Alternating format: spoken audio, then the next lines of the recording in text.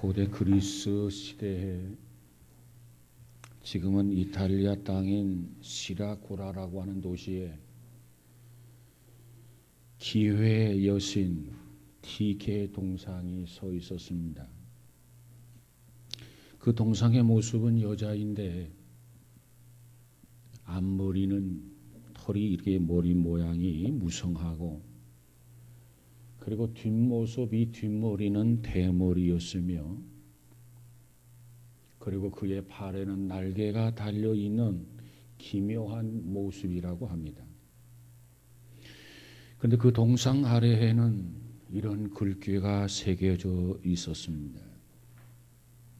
그대의 앞머리가 무성한 이유는 그대가 올 때 사람들이 쉽게 붙잡을 수 있도록 하기 위해서 기회의 신, 그 여신 티케 동상이 앞머리에는 머리가 그저 풍성하다, 무성하다는 겁니다.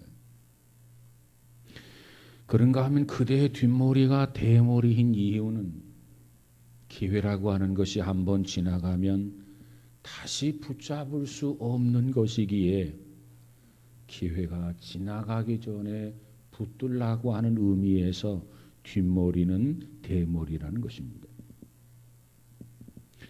그런가 하면 그대의 팔에 날개가 달려있는 이유는 더 빨리 지나가기 위해서 팔에 날개가 달려있다라고 하는 것입니다. 이것이 기회의 여신입니다. 이 동상을 통해서 보여주고자 하는 것은 바로 우리들에게 주어지는 기회라고 하는 그 속성, 인생을 살아가면서 많은 기회가 우리에게 주어지지만 기회라고 하는 것은 기회가 있을 때 붙잡아야 되고, 그리고 지나가면 소용이 없고, 지나가면 붙잡을 수가 없고, 붙잡지 아니하면 걸어가는 것이 아니라 날개를 달려서 빨리 신속하게 도망간다는 거예요. 특별히 우리 신앙에 있어서도 결코 기회라고 하는 것은 우리가 붙잡아야 되고, 결코 기회를 내일로 미루지 말아야 합니다. 그것은 바로 기회라고 하는 것이 우리에게 보장된 것이 아니기 때문에 그렇습니다. 주어질 때 기회를 잘 붙들고, 주어질 때 기회를 잘 활용을 한다면 또 다른 더 크고 더 좋은 기회가 우리에게 주어질 것입니다. 오늘 본문에 보면 하나님의 영광을 위해서 일생을 살았던 다윗이 등장하게 됩니다. 다윗의 모습 속에서 우리는 다윗을 통해서 감동적인 그러한 모습을 우리가 보게 됩니다. 어떤 면을 통해서 다윗을 통해서 감동을 받느냐? 다윗은 비록 자기 자신이 성전을 건축할 수는 없었지만 최선을 다해서 간접적으로 성전을 건축을 했다라고 하는 것입니다. 사실 우리 인간은 높은 자리에 있거나 많은 재물을 소유하게 되면은 일반적으로 하나님의 영광을 생각하지 않습니다. 그저 자기의 부귀와 자기의 영화만을 생각하기가 일쑤입니다. 그런데 오늘 본문에 나타난 다윗은 좀 다르더라는 겁니다. 젊은 날에는 하나님의 영광을 위해서 전쟁터에서 불태웠던 열심을 가지고 있었고, 이제 나이 들었던 이 다윗은 성전 건축을 준비하는 데 있어서 직접 건축은 하지 못하지만 그 건축을 준비하는 데 있어서 열심을 내고 있다라고 하는 것입니다.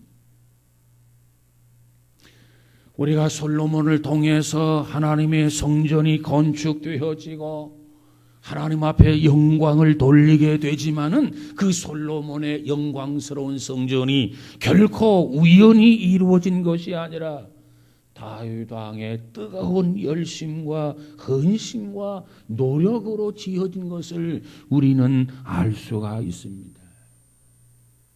여러분, 이 시대에는 감동이 그리운 강팍한 시대입니다. 우리에게 감동이 없어요. 어지간한 것을 보고서도 감동을 받지를 않아요. 감격이 사라졌단 말이에요. 오늘 이 시대에, 특별히 오늘 우리는 다윗을 통해서 다시 한번 감동을 받을 수 있는 우리 모두가 다 되시기를 주님의 이름으로 축복합니다. 그렇다면 다윗을 위해서 어떤 면의 감동을 받아야 할까요? 먼저 다윗이 준비하는 순종을 했더라는 겁니다. 준비하지 않아도 돼요. 누가 준비하라고 말하지 않아요. 누가 준비하라고 강요하지 않아요. 그러나 다윗은 하나님 앞에 기도하면서 성전 건축을 위하여 준비하는 순종을 했더라는 겁니다. 오늘 본문 5절에 다윗이 가로되 내 아들 솔로몬이 어리고 연약하고 여호와를 위하여 건축할 성전은 극히 웅장하여 만국의 명성과 영광이 있게 하여야 할지라. 그러므로 내가 이제 그것을 위하여 준비하리라 하고 다윗이 죽기 전에 많이 준비하였더라 그랬어요. 다윗은 어리고 연약한 솔로몬을 위해서 웅장하고 화려한 성전 건축을 위해서 온갖 재료들을 준비했었습니다. 사실 솔로몬 성전은 다윗 왕의 이와 같은 준비가 없었다면 불가능했을 것입니다. 다윗은 기쁜 마음으로 준비합니다. 오늘 본문에 보니까 다윗은 석수를 시켜서 하나님의 전을 건축할 돌을 다듬도록 했습니다. 성경에서의 돌은 무엇을 의미합니까? 그리스도를 말합니다. 오늘 우리의 삶의 기반이 그리스도여야 합니다. 저와 여러분이 그리스도를 중심으로 해서 살아야 합니다. 살아도 주를 위해서 살고 죽어도 주를 위해서 죽을 수 있는 믿음의 사람이 되어야 될 줄로 믿습니다. 하나님의 성전 중심도 그리스도여야 됩니다. 그렇기 때문에 다윗은 돌을 다듬도록 합니다. 뿐만 아니라 철과 노수를 충분히 준비했다고 그랬어요. 성경에서 말하는 철과 노수는 무엇을 의미합니까? 강함과 인내력을 의미합니다. 우리 모두가 하나님 나라 일꾼이 되려면 강하고 담대하고 끝까지 인내할 수 있어야 하나님 나라 일꾼이 되는 줄로 믿습니다. 뿐만 아니라 다윗은 백향목을 무수히 준비했습니다. 백향목은 무엇을 하는 나무입니까? 정결의 의식을 하는데 사용하는 나무가 백향목입니다. 오늘 그리스도의 일꾼은 백향목처럼 그리스도의 정결함으로 무장해야 되는 줄로 믿습니다. 이처럼 하나님의 성전과 이처럼 하나님의 나라를 위해서 쓰여지는 일꾼은 이와 같이 돌과 철과 놋과 백향목과 같은 재료로 준비되어져야 된다는 것입니다. 다윗은 뿐만 아니라 여호와의 전을 위해서 금 10만 달란트와 은 100만 달란트를 준비했습니다. 최상의 것을 준비해서 하나님 앞에 드렸습니다. 다윗에게 있어서 하나님은 언제나 최고였습니다. 오늘 우리가 본받아야 할 다윗의 믿음, 바로 이 점을 본받아야 되겠어요. 여러분, 우리 모두가 다윗처럼 하나님의 영광을 위해서 준비할 수 있는 믿음의 사람들이 되시기를 주님의 이름으로 축복합니다. 오늘 현대 교회를 마케팅 방식으로 진단하며 연구한 학자 중에 조지 바나라고 하는 사람이 계십니다. 그분이 쓴 책 중에 이런 책의 제목이 있습니다. 주전자 속의 개구리. 주전자 속의 개구리. 우리나라에서는 21세기의 교회를 붙잡으라라고 하는 이름으로 번역된 그런 출간된 책이 있습니다. 그는 이 책에서 이렇게 이야기를 합니다. 현대 교회, 오늘의 교회를 뭐라고 말하느냐면 주전자 속에 미지근한 물을 넣고 그리고 그 속에 개구리를 집어넣은 다음에 서서히 열을 가하면 개구리는 자기가 죽는 것도 모르고 기분 좋게 서서히 천천히 죽어간다는 것입니다. 그가 이와 같은 이야기를 하는 이유는 무엇입니까? 오늘날의 성도들이, 오늘날의 교회들이 바로 이와 같은 처지에 있다고 하는 거예요. 서서히 죽어가면서도 죽어가는 줄 모르고 있다는 겁니다. 이것을 경계하기 위해서 그는 그 책에서 이 이야기를 다루고 있는 것입니다. 어떻습니까? 죽어가는 줄도 모르고 기분 좋게 죽어가고 있는 개구리. 그것이 우리의 모습은 아닙니까? 나도 모르게 기도가 죽어가고 있고 나도 모르게 예배 생활이 죽어가고 있고 나도 모르게 헌신과 충성이 죽어가고 있고 그것도 기분 좋게 죽어가고 있는 성도, 그것도 기분 좋게 죽어가고 있는 교회, 이것이 오늘 우리의 모습이 아니냐 그 말이에요. 정말 내가 나도 모르게 죽어가고 있구나, 기분 좋게 죽어가고 있구나 한번 생각이 된다면 우리는 자세를 고쳐 먹고 회개할 줄 알아야 돼요. 고쳐야 돼요.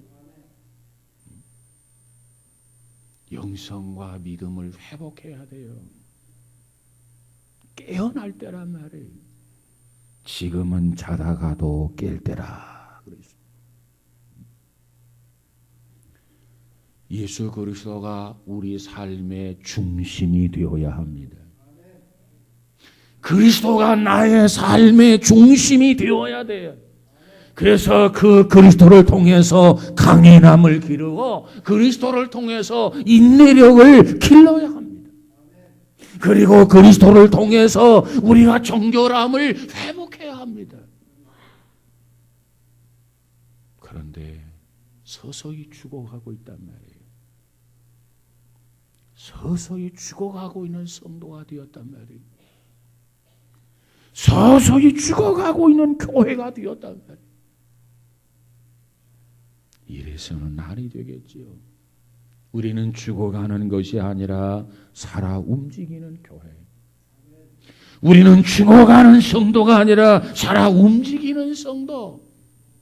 무엇보다도 하나님을 기쁘게 해드리고 무엇보다도 하나님을 영화롭게 해드리는 성도가 되어야 될 줄로 믿습니다. 그러기 위해서는 무슨 일이든지 준비가 중요합니다.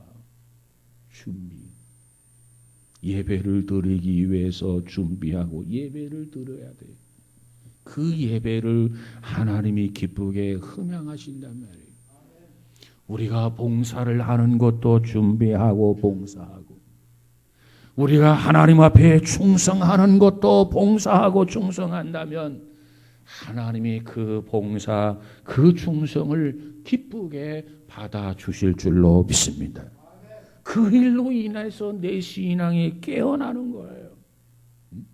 그 일로 인해서 우리가 기분 좋게 살아나는 거예요. 그 일로 인해서 우리가 지극히 하나님을 영화롭게 해드리는 복 있는 자가 되게 될 줄로 믿습니다. 준비 여하에 따라서 모든 것이 결정이 된단 말이에요.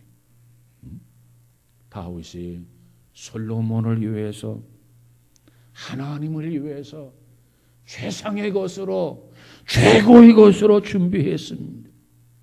그처럼 우리도 다윗을 본받아서 정말 하나님의 교회를 위해서, 하나님이 내게 주신 사명을 위해서, 우리를 위해서 예비한 천국을 위해서 무엇보다도 철저히 준비해서 하나님 앞에 영광을 돌리는, 준비하는 믿음의 사람이 되시기를 주의 이름으로 축복합니다. 준비하는 순종이 필요해요. 두 번째로 위임하는 순종이 필요해요. 위임. 오늘 6절, 7절, 8절에 보니까 다윗이 그 아들 솔로몬을 불러 이스라엘 하나님 여호와를 위하여 성전을 건축하기를 부탁하여 다윗이 솔로몬에게 이르되 내 아들아, 나는 내 하나님 여호와의 이름을 위하여 성전을 건축할 마음이 있었으나 여호와의 말씀이 내게 임하여 이르시되 너는 피를 심히 많이 흘렸고 크게 전쟁하였느니라. 내가 내 앞에서 땅에 피를 많이 흘렸은즉 내 이름을 위하여 전을 건축하지 못하리라 그랬어요. 다윗은 하나님을 성전을 건축하고 싶은 마음의 소원이 있었어요. 그것을 하나님이 아셨어요.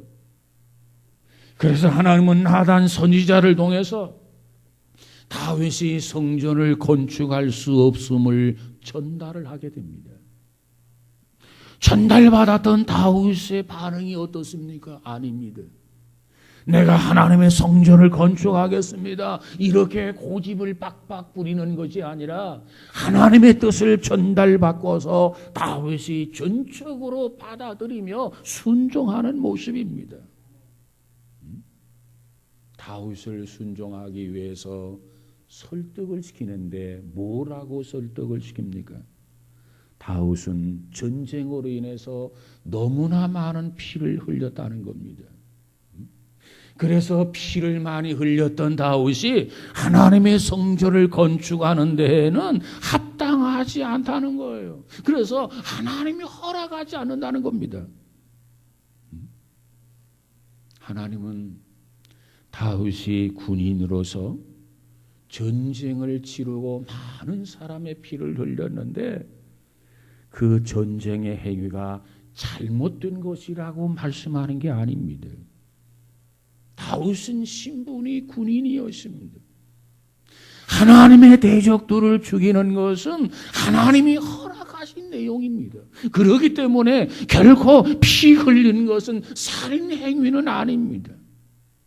본문에서 말하고 있는 것은 사명에 관한 의미예요. 다윗은 군인으로서 사명을 다했어요. 이방인들을 정복하는데 혁혁한 공을 세웠습니다. 그러나 성전 건축은 그에게 주어진 사명이 아니라는 겁니다. 왜냐하면 성전 건축은 평화의 사람에 의해서 이루어져야 하기 때문에 그러했습니다. 만약에 피를 많이 흘린 군인에 의해서 성전이 건축이 된다면 성전의 참된 의미가 반감되고 말 것이기 때문에 그렇습니다. 성전이라는 게 뭡니까? 단순한 건물이 아닙니다. 성전은 모든 자들에게 하나님의 평강을 베풀어 주시는 거룩한 장소입니다. 성전은 믿음이나 능력의 문제가 아니라 성전은 하나님의 섭리와 하나님의 사명의 문제인 것입니다. 누구에게나 각자에게 적절한 사명이 있어요. 다윗에게는 한 나라의 왕이 되고 다윗은 이방을 정복하는 그와 같은 일의 사명자로 하나님 앞에 쓰임을 받았지만은 그러나 다윗이 성전을 짓는 데는 적절하지 않다는 겁니다. 성전을 건축하는 것은 다윗의 사명이 아니라 솔로몬에게 주어진 사명이라는 겁니다. 그것을 다윗이 깨닫게 돼요. 1902년 오스트리아에서 태어나서 1차 세계대전과 2차 세계대전을 겪으면서 당시에 지식인 사회를 휩쓸었던 마르크스주의에 빠져서 처음에는 공산주의자가 되었다가 나치스의 광풍이 몰아치자 뉴질랜드로 망명한 칼 포터라고 하는 사람이 있는데 그의 유명한 책 중에 열린 사회와 적들이라고 하는 그런 책이 있습니다. 그 책에서 칼 포퍼는 이런 주장을 하게 됩니다. 우리의 어떤 주장이 과학적인 타당성을 지니려면 내 주장이 틀릴 수도 있다는 사고의 개방성을 가져야 된다 그랬어요. 우리의 어떤 주장이 과학적인 타당성을 지니려면 내 주장하는 것이 내 이론이 맞을 수도 있지만 틀릴 수도 있다고 하는 사고의 개방성, 누구든지 이 사고의 개방성을 가져야 된다 그런 주장을 했어요. 내가 A라고 하는 이론을 주장을 해요. 주장을 하면서 이것이 틀릴 수도 있다. 그걸 가정을 하는 사람, 사고의 개방성을 가진 사람에게는 다른 사람의 말도 청종하게 된다는 겁니다. 다른 사람의 말에도 집중하게 된다는 겁니다. 이와 같이 각자가 개방성을 가지고 있어야 이 사회가 열린 사회가 된다는 거예요. 그렇습니다. 우리는 하나님 앞에서 자기 고집만 내세워서는 안 됩니다. 우리는 하나님 앞에서 자기 주장만 내세워서는 안 해야 됩니다. 내가 이것이 하나님의 뜻이라고 생각하고 이것이 하나님이 원하신 일이라고 생각하지만 혹시 이게 틀릴 수도 있다. 이런 사고의 개방성이 있어야 돼. 그럴 때 상대방의 말도 듣게 되고 주시하게 되고 주목하게 되고 그래서 보다 더 나은 하나님의 뜻을 발견하게 되는 줄로 믿습니다. 그래서 이것이 하나님의 뜻이구나. 그럴 때 하나님 앞에 복종하고 순종하는 것 아니겠습니까? 우리가 사도행전에 보면 사울이라고 하는 사람이 등장합니다. 그 사울이라고 하는 사람이 열심을 내어서 기독교인들을 받게 합니다. 그것이 하나님을 위한 줄인 줄 알았어요. 그런데 어느 날 다메섹으로 가다가 하나님을 만납니다. 주님을 만납니다. 주여 누십니까? 나는 네가 핍박하는 예수다.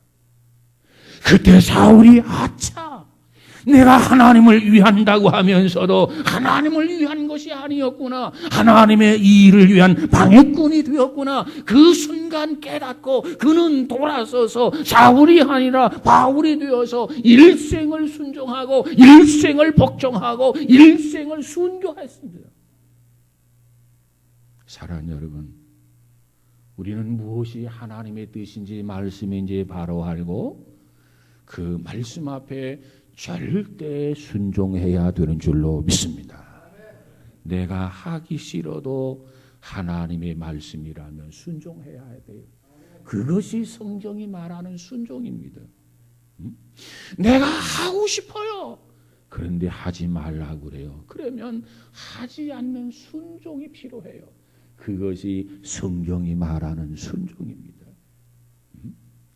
나의 의지보다도 더 중요해요. 나의 뜻보다도 더 중요해요. 나의 생각보다도 더 중요해요. 나의 고집보다도 더 중요해요. 뭐지? 하나님의 뜻이, 하나님의 말씀이. 여러분, 우리 모두가 하나님 말씀 앞에 이와 같이 순종하며 살기를 주의 이름으로 축복합니다. 여러분, 하나님은요, 내가 아닌 다른 사람을 통해서도 일하시는 하나님이세요. 하나님은 나만을 통해서 일하는 하나님이 아니라 내가 아닌 다른 사람을 통해서도 일하시는 하나님이시란 말이에요. 하나님이 그 일을 나를 통해서 이루시는 건지, 그 일을 내가 아니고 다른 사람을 통해서 이루기를 원하시는지를 우리가 알아야 해요. 내가 그 일을 하고 싶어요. 하나님, 내가 성전을 건축하고 싶습니다. 그래서 하나님 앞에 영광 돌리고 싶습니다. 다윗아, 내가 어찌 내 마음을 모르겠느냐. 그러나 너는 피를 많이 흘렸다.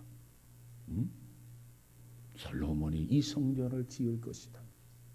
여러분, 이것이 하나님의 뜻인 걸 알았다면 자기 고집을 더 이상 부려서는 안 돼. 내려놓아야 돼. 다윗이 이 사실을 깨닫고 아들에게 위임하는 순종을 하게 됩니다. 이것도 순종이라. 여러분, 오늘 우리 모두가 이와 같이 다윗이 깨닫고 성전 건축의 소원을 가졌던 다윗이 솔로몬에게 위임하는데 이와 같은 위임사항, 이 부분에 있어서 우리도 감동을 받을 수 있기를 주의 이름으로 축복합니다. 그래, 하나님의 뜻이 그거구나. 그렇다면 내가 내려놓아야지. 내가 위임해야지. 이것이 다윗이란 말이에요. 이세 아들 다윗이 하나님 마음에 합한 자가 된 것은 바로 이 부분이에요. 내가 지금까지도 주님을 위해서 살았는데 성전을 건축하는 것도 내가 건축을 하겠습니다. 고집을 팍팍 부릴 수 있지 않겠습니까? 아무리 말려도 주장을 꺾지 않을 수 있지 않습니까? 그런데 하나님의 뜻을 깨달았어요. 알겠습니다. 위임하는데 다윗이 순종했더라. 그 다음 세 번째로 다윗의 훌륭한 면을 보면은 계승적 순종이라는 겁니다. 계승적 순종. 오늘 본문 11절 12절에 보니까 내 아들아 여호와께서 너와 함께 하시기를 원하며 내가 형통하여 여호와께서 내게 대하여 말씀하신 대로 여호와의 전을 건축하며 여호와께서 내게 지혜와 총명을 주사 내게 이스라엘을 다스리게 하시고 내 하나님 여호와의 율법을 지키게 하시기를 더욱 원하노라 그랬습니다. 다윗이 아들 솔로몬을 불러요. 그리고 솔로몬에게 이렇게 이야기합니다. 내가 성전 짓고 싶은 소원이 있었지만 하나님의 그건 뜻이 아니다. 하나님은 너에게 성전을 지키를 원하신다. 이제 하나님의 영광을 위해서 일어나서 열심히 일하라. 간곡하게 부탁하는 내용이 11절과 12절의 내용입니다.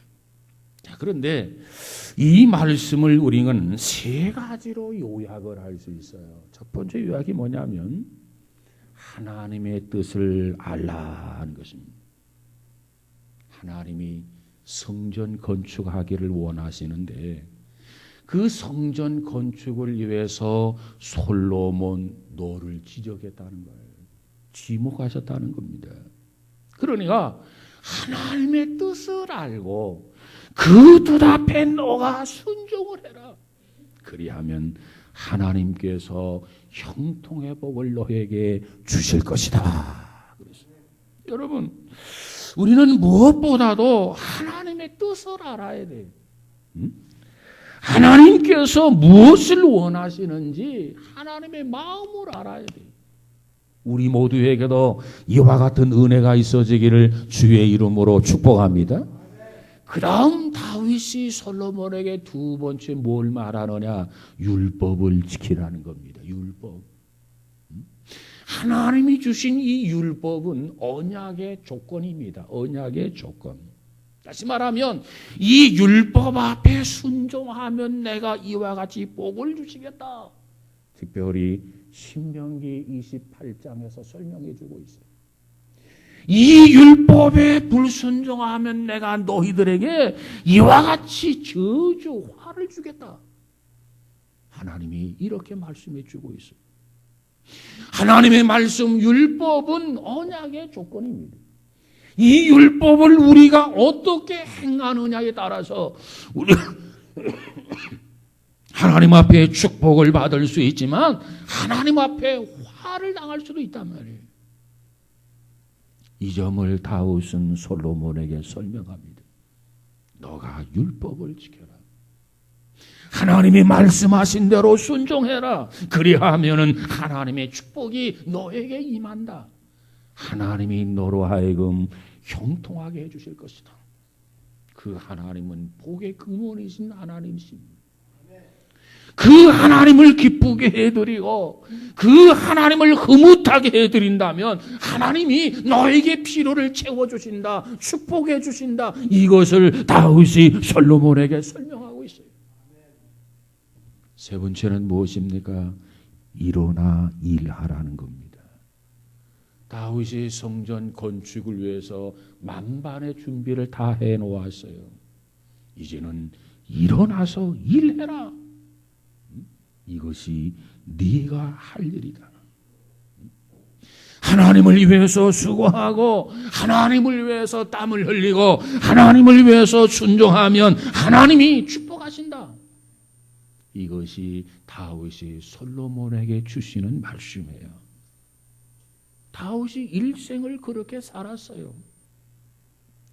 이 말을 솔로몬에게 주었을 때 솔로몬은 알았습니다. 아버지, 순종을 합니다. 아버지가 준비했던 모든 재료를 가지고 성전 건축을 시작합니다. 온갖 수고와 온갖 노력, 온갖 땀을 흘립니다. 그래서 성전을 완성하게 되고 하나님 앞에 크게 영광을 돌렸어요.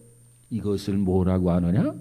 다윗과 솔로몬의 계승적 순종이라 그 말이에요. 여러분, 세상 사람들이 명품이라고 하는 걸 좋아합니다. 명품 시계, 명품 가방, 명품 구두, 명품 옷, 명품 얼마나 좋아합니까? 그렇다면 명품의 가문, 여러분의 가문이 명품 가문들이 될 수 있기를 주의 이름으로 축복합니다. 어떻게 해야 명품의 가문이 되느냐? 다윗이 일생을 믿음으로 살았어요. 하나님의 마음에 합한 자로 살았어요. 그 다윗이 아들 솔로몬을 불러놓고 얘야 무엇을 하든지 먼저 하나님의 뜻인지 아닌지 하나님의 뜻을 알아야 한다. 그리고 하나님의 그 율법을 그대로 지켜라. 율법은 언약의 조건이다. 그리고 이제 일어나서 순종해라. 일해라. 하나님이 너에게 복을 줄 것이다. 솔로몬이 알았습니다, 아버지. 그대로 순종하지 않습니까?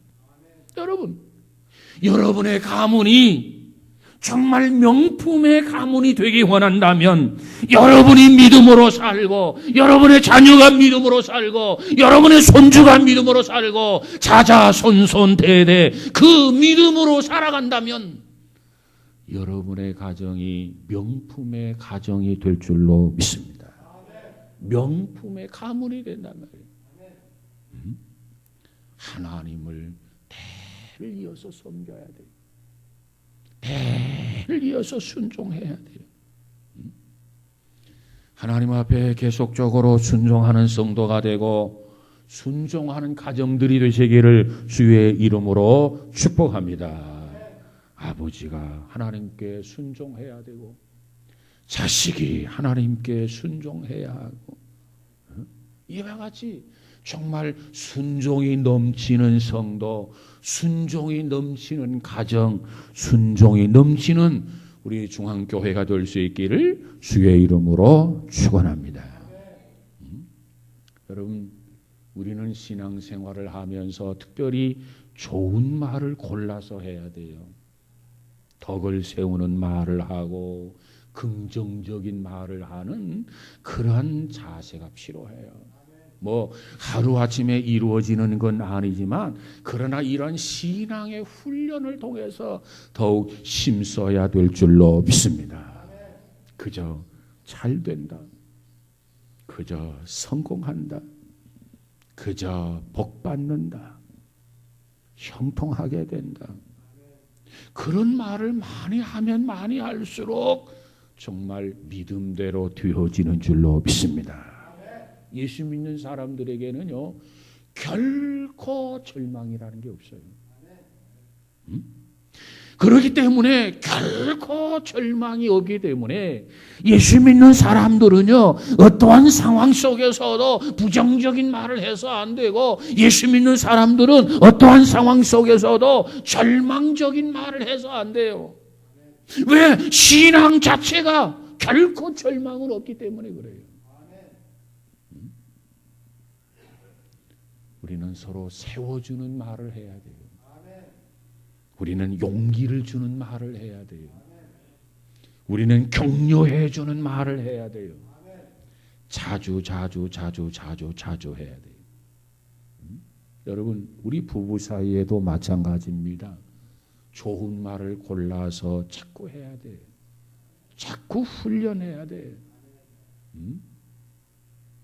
남편의 길을 살리는 말 몇 가지만을 소개해 보려고 합니다. 남편의 길을 살려주는 일. 남편의 길을 살려주면 누가 복을 받느냐? 아내가 복을 받아요.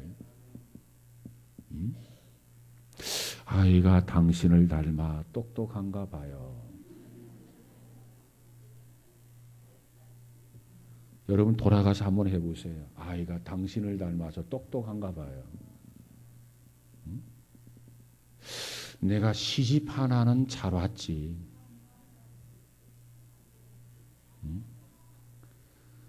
뭔가 고민하고 있는 남편에게 아니야, 당신이라면 할 수 있어요. 역시 당신밖에는 없어요. 당신 곁에 사랑하는 가족들이 있는 거 아시지요?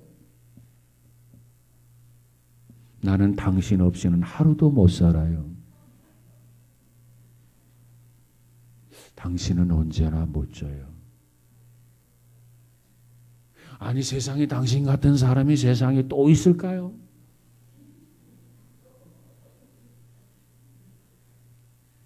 나는 다시 태어나도 당신밖에는 없어요.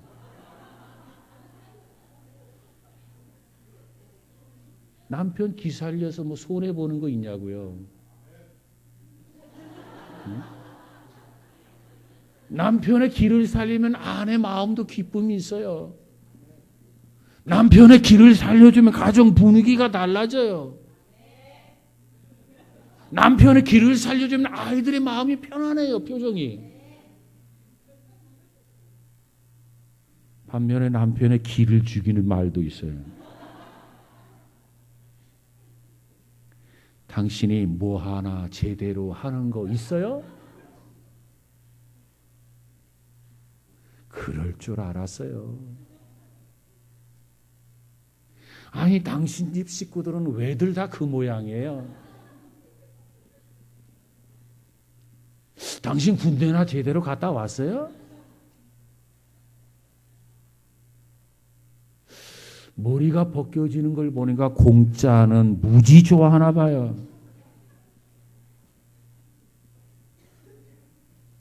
당신 잘릴 줄 알았어요. 애들이 당신 보고 뭐라고 하는 줄 알아요? 지지리도 복도 없지 어찌 이런 남자를 만났을까? 에이고, 지혜비 닮아가지고 피는 못 속여. 당신 구제불능이에요. 그래서 길을 팍팍 꺾여가지고 무슨 위기 있느냐 그 말이에요. 창피해서 못 살겠어요. 우리 귀에 너무나 익숙한 내용들 아닙니까? 여러분, 우리가 무슨 말을 하든지 우리 입에서 나오는 언어 말은요, 그 사람의 인격, 그 사람의 품위, 그 사람의 신앙입니다. 신앙. 절망적인 말을 아는 사람, 그 사람 신앙 없어요. 하나님 감사합니다. 할 수 있습니다. 해내겠습니다. 이게 신앙인의 언어란 말이에요. 여러분, 우리의 이 언어는 다른 사람에게 상처를 주기도 하고 살인도 하게 되지만, 이 언어를 잘 활용하면 위로해주고 세워주고 격려해주고 죽어가는 사람을 살리기도 한단 말이에요. 다윗이 솔로몬을 불러서 유언을 하게 됩니다.